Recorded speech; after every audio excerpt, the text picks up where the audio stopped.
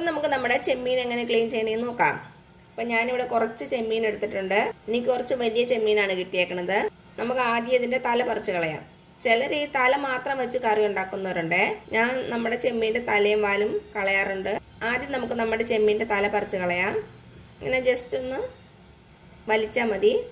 അതിനുശേഷം ഇതിന്റെ അടിഭാഗത്ത് പിടിച്ച് പൊളിച്ചെടുത്താൽ മതി. അപ്പോൾ അതിന്റെ ഷെല്ല് പെട്ടെന്ന് അങ്ങ്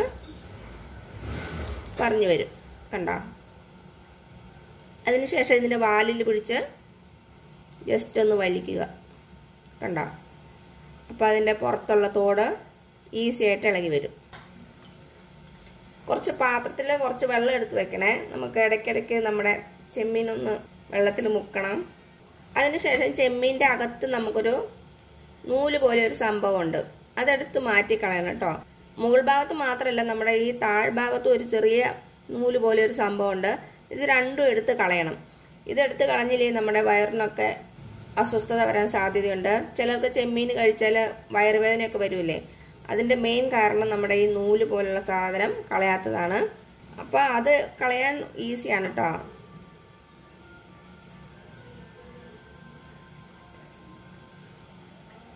ഇങ്ങനെ പിടിച്ച് വലിച്ചാൽ മതി, അതിങ്ങോട്ട് വരും. കണ്ടോ? അതേപോലെ തന്നെ താഴത്തെ ആ സംഭവം എടുത്ത് കളയാം. കത്തി കൊണ്ട് നമുക്ക് ഇത് എടുത്ത് കളയാം.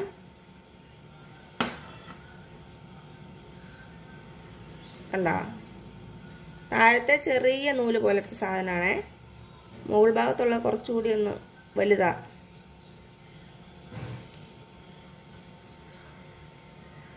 കണ്ടോ? അപ്പം നമ്മുടെ പ്രോൺസ് നന്നായിട്ട് ക്ലീൻ ആയിട്ടുണ്ട്. അതേപോലെ തന്നെ അടുത്തത് പ്രോൺസും എടുക്കുക. Same process. ആദ്യം തല പറിച്ച് കളയുക. അതിനുശേഷം ഇതിൻ്റെ തോട് അടിഭാഗത്തു നിന്ന് ഇങ്ങനെ എടുത്താൽ മതി. അപ്പോൾ പെട്ടെന്ന് വരും. വാലിൽ പിടിച്ച് വലിക്കുക. ചിലപ്പോൾ നമുക്ക് ഇതിൻ്റെ അകത്തുനിന്ന് ഈ തലയുടെ ഭാഗത്തുനിന്ന് നമുക്ക് വലിക്കാൻ കിട്ടൂല. അപ്പോൾ ഇതിൻ്റെ മുകളിലൂടെ ഒന്ന് വരഞ്ഞു കൊടുത്താൽ മതി ചെറുതായിട്ട്. അപ്പോൾ ഇതിൽ നമുക്ക് ഈസി ആയിട്ട് നമുക്ക് ഇതിൻ്റെ വെയിൻ എടുക്കാൻ പറ്റും. അതേപോലെ തന്നെ താഴെ.